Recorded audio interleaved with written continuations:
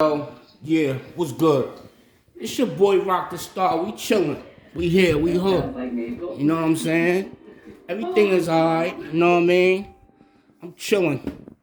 But we gonna get into some things right now, you know what I mean? We gonna get into a topic of discussion that I realized today. Yo,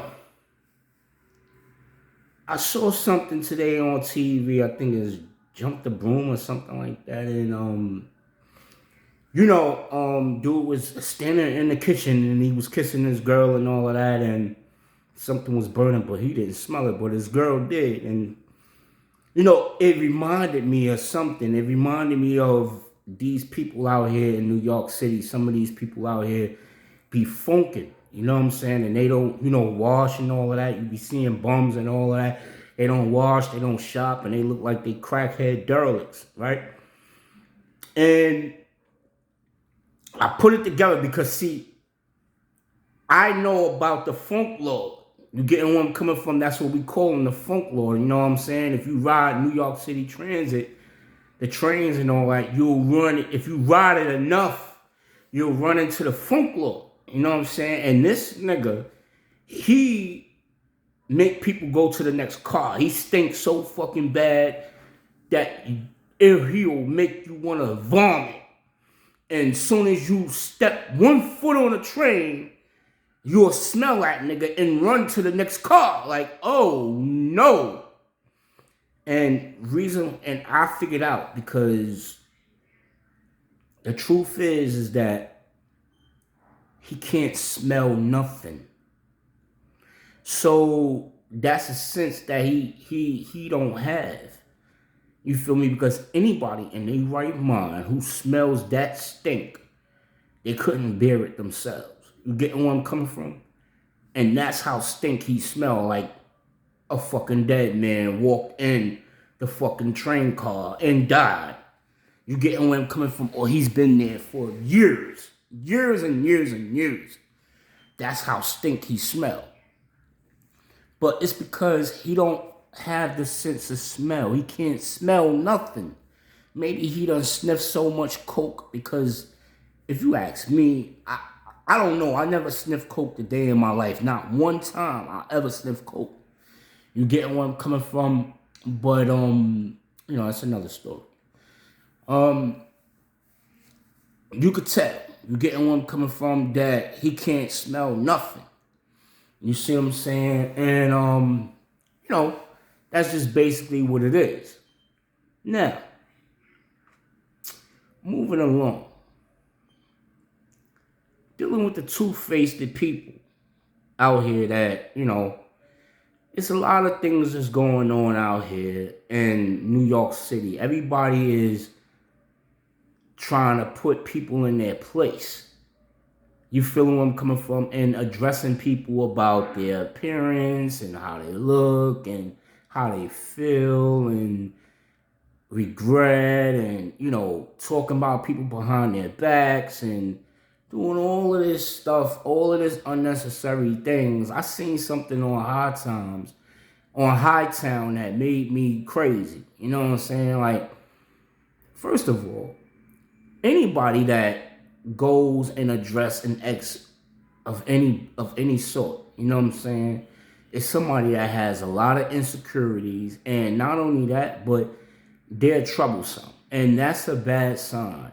You getting where I'm coming from? Because if you break up with them, they're gonna bother you. So if you're getting with somebody and you see that they want to start trouble with your ex or something like that, give them the boot. Don't even deal with them, because you already know what the outcome is going to be if the relationship doesn't even work out between you two. He's going to bother you. He's going to get his girl to bother you, or she's going to get her man to bother you. You getting where I'm coming from? And nobody has time for that. People showing up to your job and starting trouble with you so you can get fired, because you don't no longer want to be with them. You know what I'm saying? You're a swinger and they not a swinger, and you really didn't care too much about the relationship. It was what it was. You feel me? It was a momentarily thing, and it wasn't no big thing with you, but it was a big thing with them because, you know, they was hating anyway from the get-go. You know what I'm saying? They don't want to see you happy.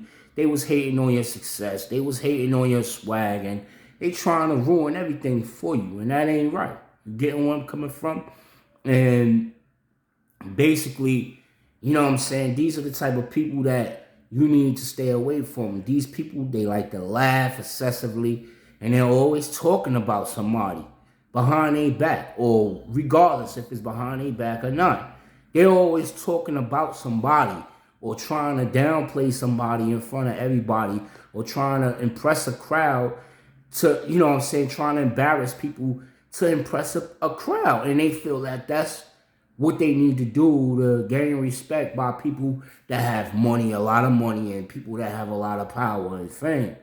And that's not what they need to do. You get where I'm coming from? And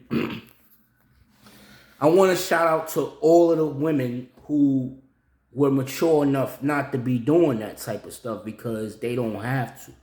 You don't have to, you know, dog your best friend in front of me now because you're trying to impress me and you think that I want her. You get where I'm coming from? It's what it is. Now, don't get me wrong.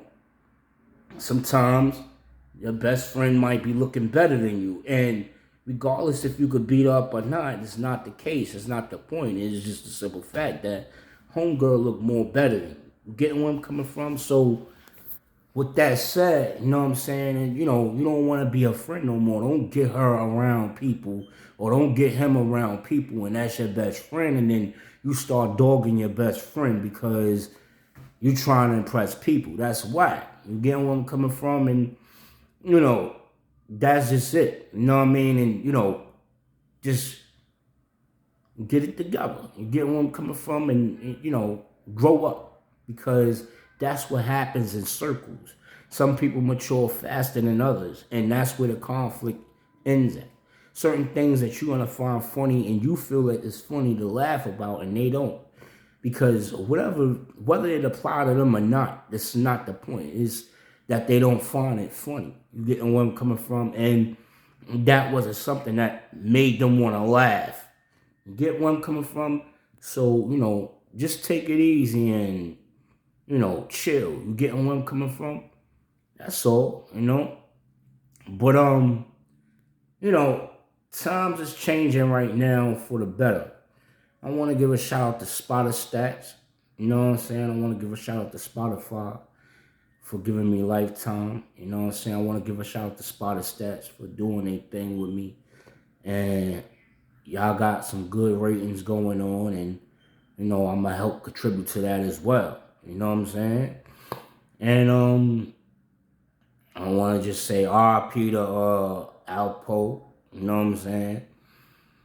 You know, my take on the whole issue is, you know, karma is what it is. You know what I'm saying? And, you know, no matter how you look at it, you get where I'm coming from, sometimes that might not even be the case. Is, you know, it's just a case of, you know, jealousness.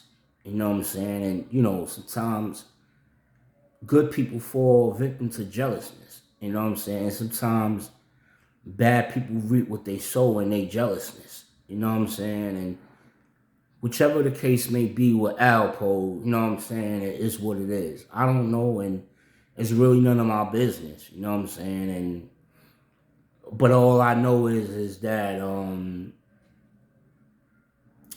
he what I'm gonna say is this.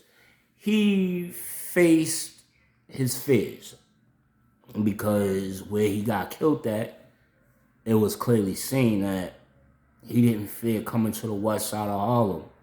I'm from the west side of Harlem, and, you know, there's a lot of good people over there. You know what I'm saying? It's, you know, we try. I try to be the best I can. I try to be a good person as much as I can because I always had a bad reputation of being a bad person. And I try so hard to show people that they could trust me, that I'm a reliable person, that I won't harm them. You get where I'm coming from? And that's just basically, you know, what my whole ordeal is. And it just seems as though there's a lot of people out here that try so hard to get the wild side of me out of me to do something violent.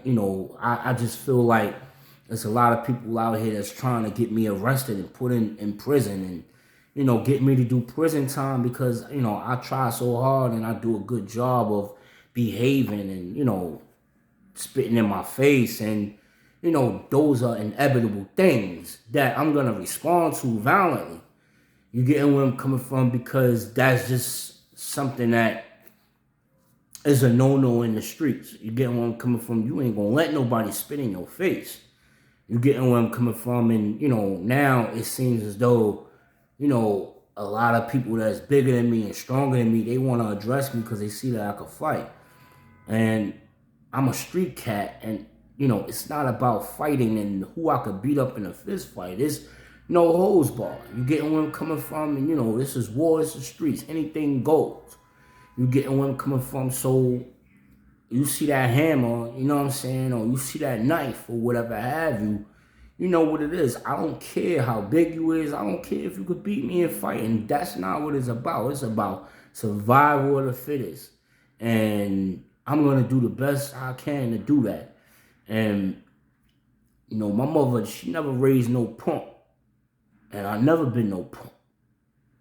You feeling where I'm coming from? But despite all of that, I do ignore a lot of bullshit that's going on out here, and a lot of silly niggas out here trying a lot of stupid shit that's